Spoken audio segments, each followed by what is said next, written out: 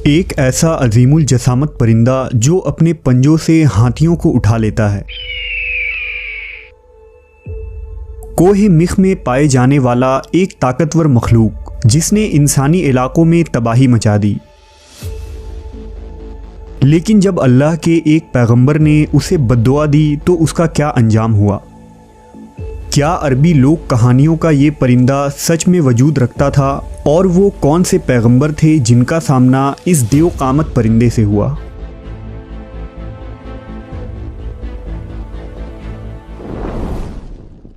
हमारी इस खूबसूरत दुनिया में न जाने कितने हसीन और हैरत अंगेज़ राज पोशीदा हैं जिसकी झलक हमें कदीम असातीरी किताबों में जगह ब जगह मिलती है।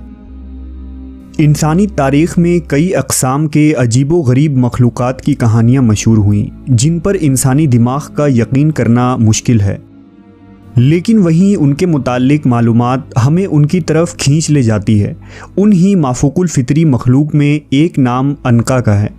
अनका कदीम ज़माने में वजूद रखने वाला एक अजीबो गरीब परिंदा था। इस परिंदे की परवाज़ बहुत दूर दराज तक होती है।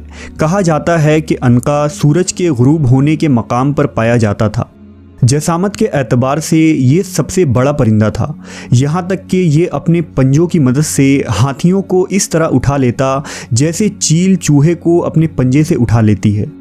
कहते हैं कि जब अनका हवा में परवास करता तो उसके परों से ऐसी आवाज़ें निकलती थी जैसे बिजली गरज रही हो या ज़ोर का सैलाब बह रहा हो। ये परिंदा 1000 साल तक ज़िंदा रहता था और तमाम परिंदों में सबसे खूबसूरत परिंदा था। हज़रत इब्ने अब्बास बयान करते हैं कि अल्लाह ने मूसा अलैहिस्सलाम के ज़माने में एक परिंदा पैदा किया था जिसका नाम अनका था। उसके दोनों जानिब 4 बाजू थे और उसका चेहरा इंसानी चेहरे की तरह था। अल्लाह ने हज़रत मूसा अलैहिस्सलाम की तरफ वही भेजी कि मैंने 2 अजीबो गरीब परिंदा पैदा किया है और उनका रिज़्क वो जानवर हैं जो बैतुल मुक़द्दस के आस पास पाए जाते हैं। पस परिंदे के इस जोड़े से अनका की नस्ल आगे बढ़ी। जब हज़रत मूसा अलैहिस्सलाम की वफ़ात हुई तो ये परिंदा यहाँ से उड़ गया और उसने हिजाज़ की सरज़मीन को अपना मस्कन बनाया। रिवायतों के मुताबिक उस ज़माने में अरब के शुमाली इलाकों में अहले रस की कौम आबाद थी। अहले रस के इलाके में एक पहाड़ था जिसे मिख कहा जाता था।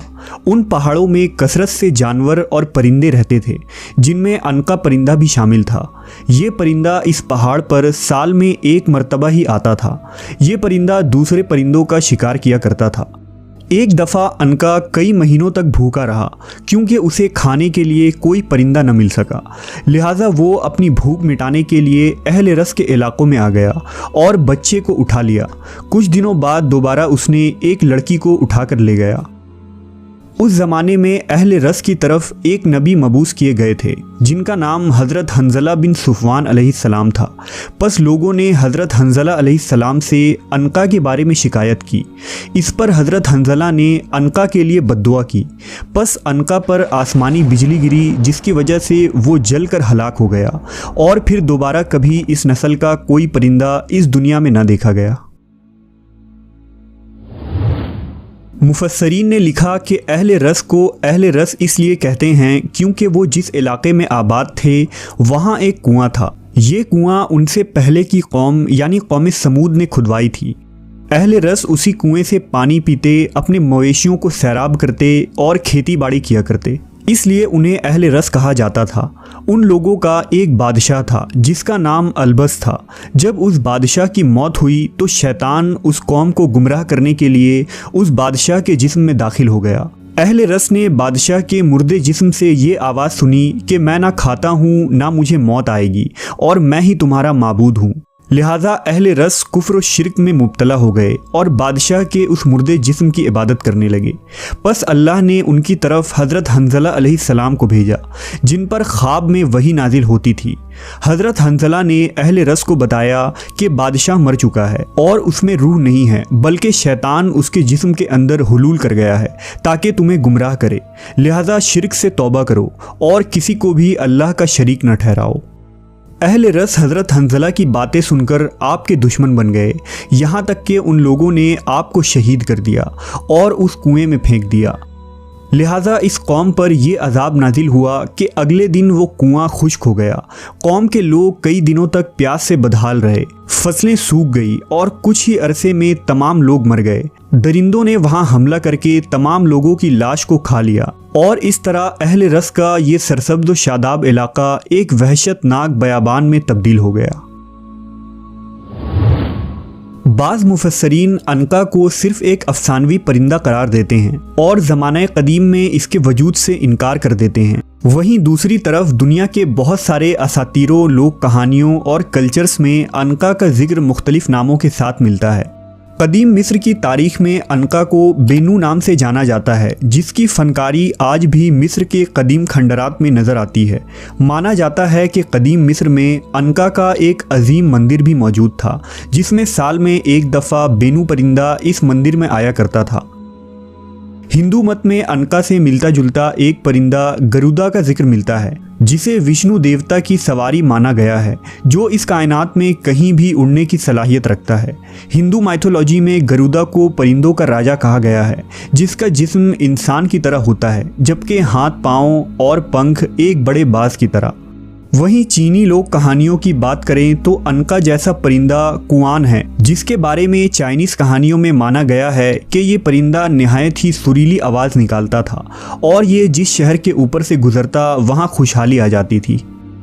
इसी तरह यहूदी सहीफ़ों में ज़ीज़ नामी एक परिंदे का जिक्र है, जिसके बारे में कहा जाता है कि ये परिंदा जन्नत के ईडन गार्डन में रहने वाले जानदारों में एक था और आदम अलैहिस्सलाम के इस दुनिया में आने के बाद यहाँ भेजा गया।